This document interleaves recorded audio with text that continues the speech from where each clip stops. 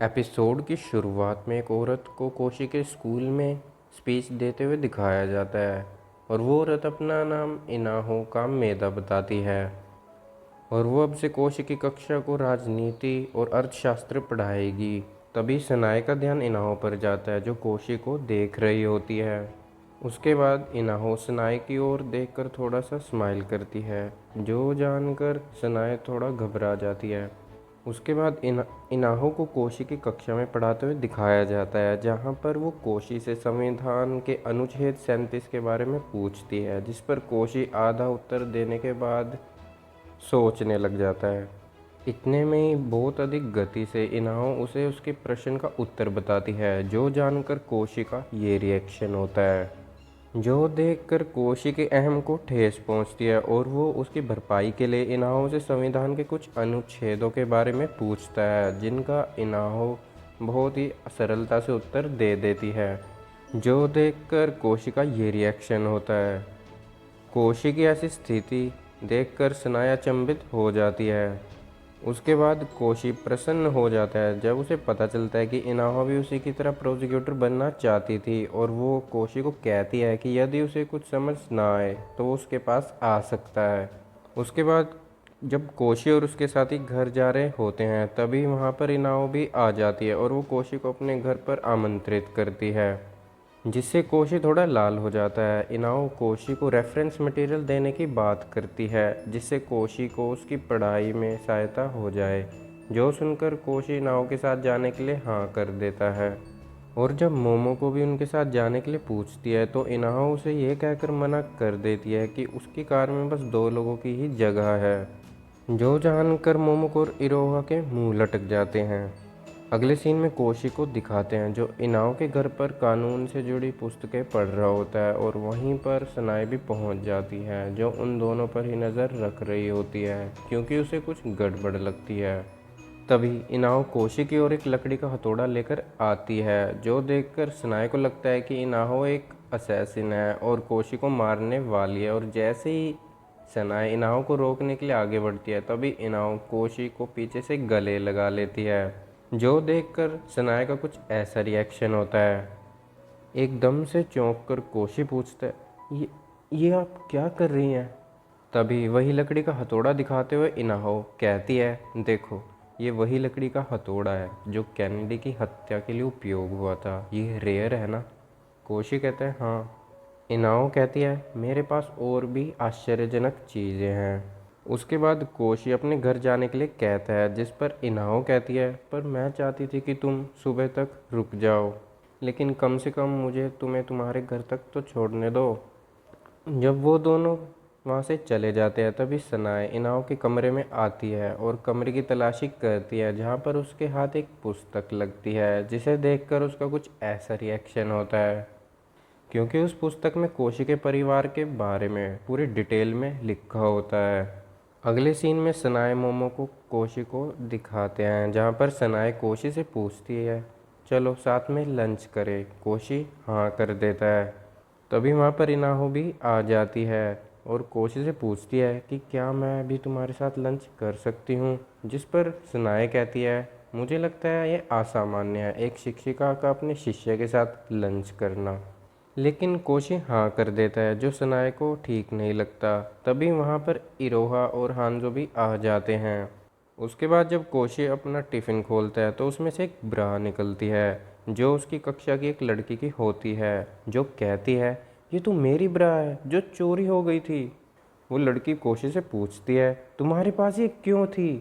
तभी एक चश्मिश लड़का आता है और कहता है कोशी एक अंडरवियर चोर है, लेकिन कोशी उन्हें समझाने की कोशिश करता है जिस पर इनाहो कहती है तुम्हें अधिकार है गवाह पाने का और काउंसिल की सहायता लेने का।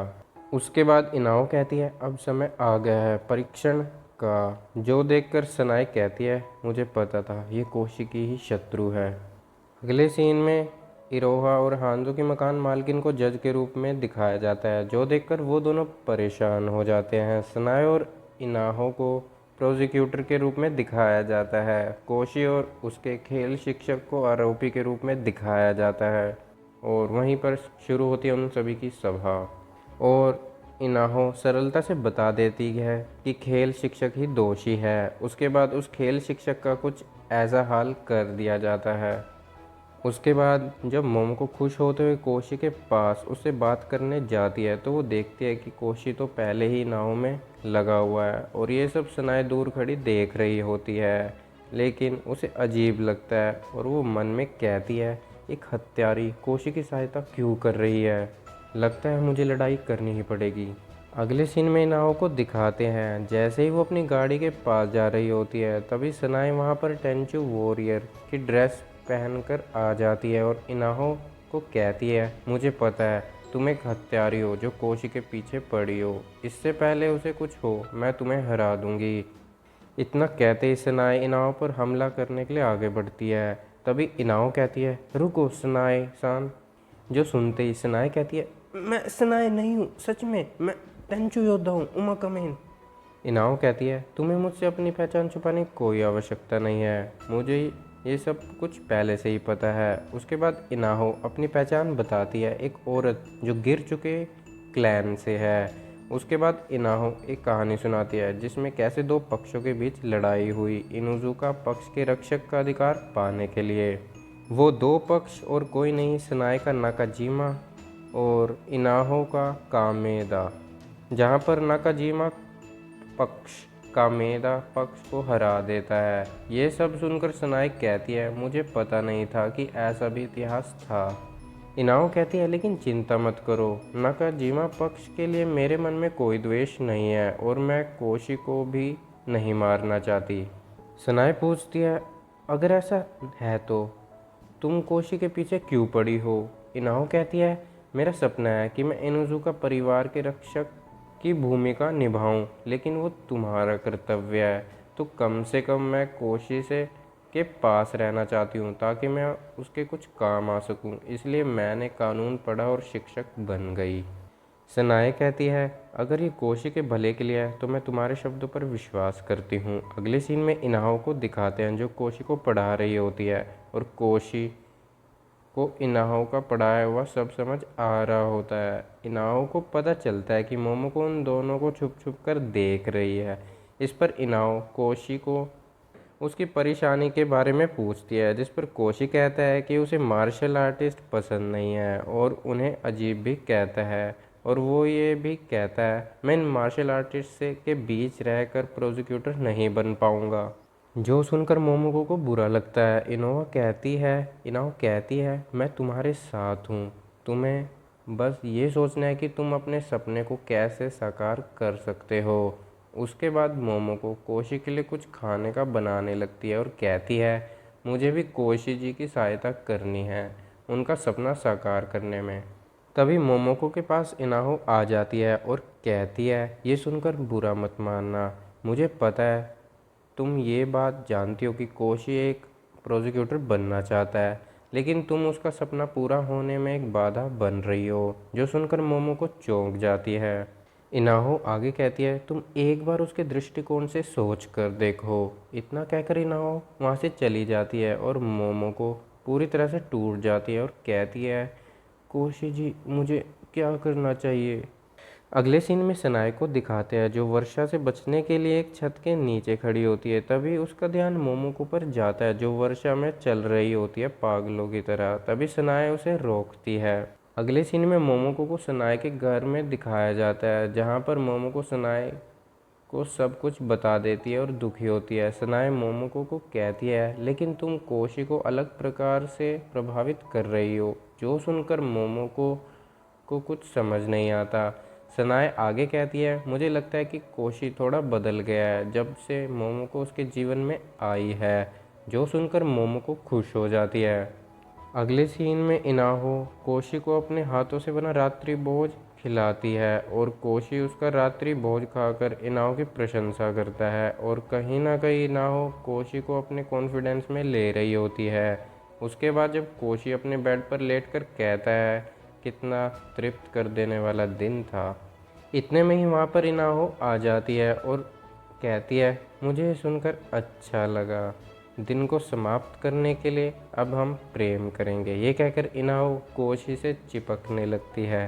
तभी कोशी इनाओ को धक्का देकर अपने बेड से गिरा देता है और कहता है, मैं मानता हूँ कि मैं आपका आदर करता हूँ, लेकिन एक शिक्षक और उसके शिष्य के बीच ऐसा संबंध होना नैतिक रूप से अनुचित है। मुझे आपके साथ शारीरिक संबंध बनाने में कोई इच्छा नहीं है। जो सुनकर इनाओ को क्रोध आ जाता है और वो कोशी पर बेहोश कर देने वाली स्प्रे का उपयोग करती है और कहती है, मैंने कानून पढ़ने में कई साल बिताए, जबकि मेरी इसमें कोई रुचि नहीं थी। मैंने शिक्षक का अधिकार पाने के लिए अर्थशास्त्र तक भी पढ़ा। उसके बाद इनाओ कोशी को अपने साथ शादी की ड्रेस में चर्च लेकर आती है और कहती है, मैंने ये सब इसलिए किया ताकि मैं इनुजुका परिवार में शादी कर सकूं और 12 शिंशों पर राज कर सकूं। शादी की कस्में पढ़कर जैसे ही इनाहो कोशी का चुंबन करने वाली होती है, तभी वहां सनाए आ जाती है और कोशी को अपने साथ ले जाती है। जब सनाए कोशी को ले जा रही होती है, तभी इनाहो उस पर हमला करती है, जिससे बचकर सनाए जैसे ही पीछे मुड़कर देखती है तो वो चौंक जाती है, क्योंकि इनाहो कुछ ऐसी दिख रही होती है। वो अपना नाम ताप्पे की योद्धा कामे कामेन बताती है। उसके बाद उन दोनों की लड़ाई आरंभ हो जाती है, जहाँ पर इनाहो कहती है, तुम कोशी से प्यार करती हो ना, जो सुनकर सनाए चौंक जाती है। उसके बाद जब सनाए इनाहो को उड़कर अपने घुटनों से मारने वाली होती है, तभी इनाहो कहती है, तुम भी कोशी से शादी करना चाहती हो ना, जो सुनकर सनाए कहती है, शादी, जिस कारण से उसका ध्यान भटकता है और उसके घुटने फूट जाते हैं। और जब इस बात का लाभ उठाकर इनाओ सनाए पर हमला करने वाली होती है, तभी बहुत तेज आंधी चलती है और एक वृक्ष टूटकर कोशी के ऊपर गिरने वाला होता है। तभी सनाए तेजी से आकर उस वृक्ष को तोड़ देती है। उसके बाद एक घर टूटकर कोशी की ओर आता है, तभी वहाँ पर इनाओ भी सहायता करने के लिए आ जाती है, लेकिन उससे अधिक समय तक वो घर नहीं रुक पाता, तो सनाए उस घर को तोड़ देती है। उसके बाद उन दोनों की स्थिति कुछ ऐसी होती है और वो दोनों उठती है, जहाँ पर इनाओ सनाए की भावना को अधिक शक्तिशाली बताती है और अपनी हार स्वीकार करती है।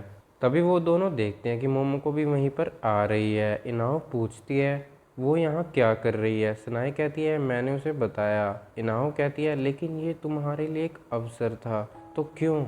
सनाए कहती है, मुझे कोशी से रोज़ बात करने को मिल जाती है, मैं उसी में ही खुश हूँ। इनाओ कहती है, रोज़ की बातें, हाँ। और वो दोनों वहाँ से चली जाती है। तभी कोशी के पास मोमो को पहुँच जाती है। अगले सीन में सनाए मोमो को और कोशी को बताती है कि इनाओ कामेदा ने विद्यालय छोड़ दिया है पारिवारिक क्लेश के कारण। कोशी घबराते हुए पूछता है, क्या सच में?